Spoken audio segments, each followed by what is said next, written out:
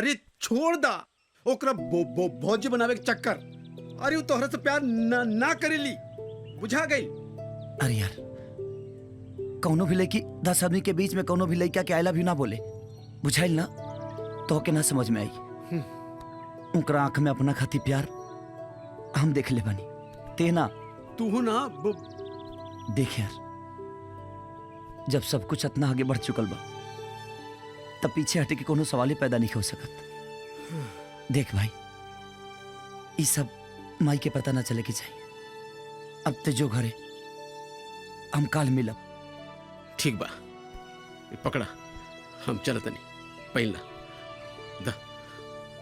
ठीक बा।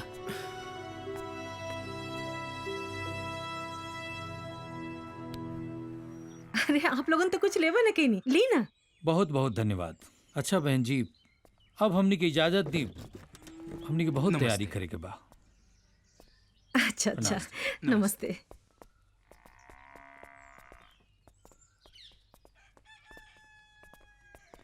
माई ये सब तैयारी और ये सब के रला की तैयारी के बात करता ला। अरे ये लोग पहले बैठ, पहले तो हमार कसम खा कि हम जौन कुछ भी कहा तू मन बा। ठीक बा, बोल बोल।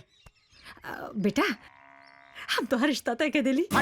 उतार कसम, उतारा कसम उतारा। ऐसा थोड़ी होला कि तू कुछ क्रिया किया के मन वाले बू। हाँ सुना हम भी हवा ना करब।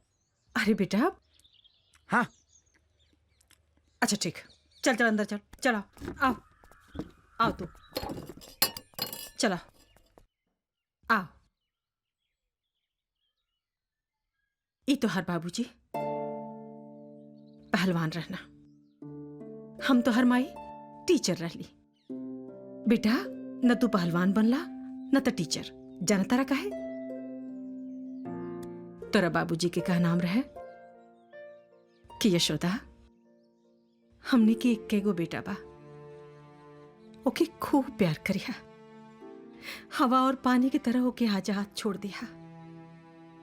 जाना तारा बेटा अक्सर माई बाप लोग अपने बच्चा के अपने तरह बनावा खातिर इंसान बनावल भूल जाला।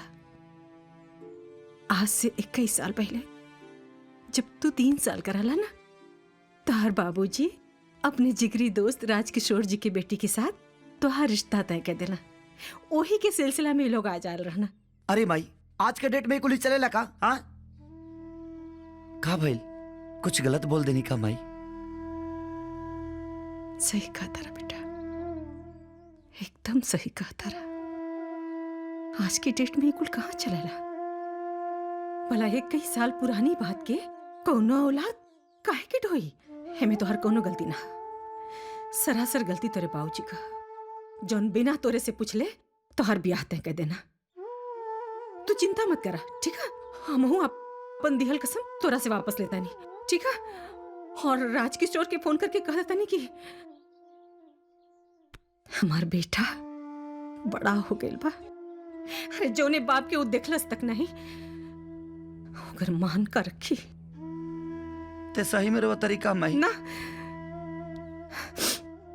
ना बेटा, ये तो खुशी के आंसू देख, खुशी के मारे रोत नहीं कि हमार बेटा इतना बड़ हो गया बा कि माई बाप के बात का मान रखल कोनो जरूरी ना समझा। अब तोरा के कैसे बताई कि हमार मजबूरी बा?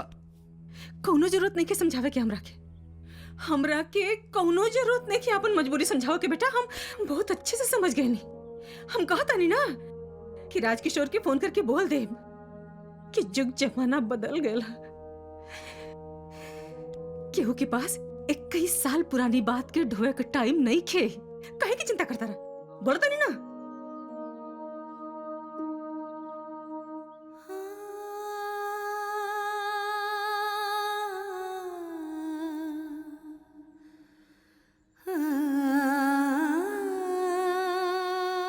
ठीक बात, तोरा फोन करे के बना हाँ। कह दे।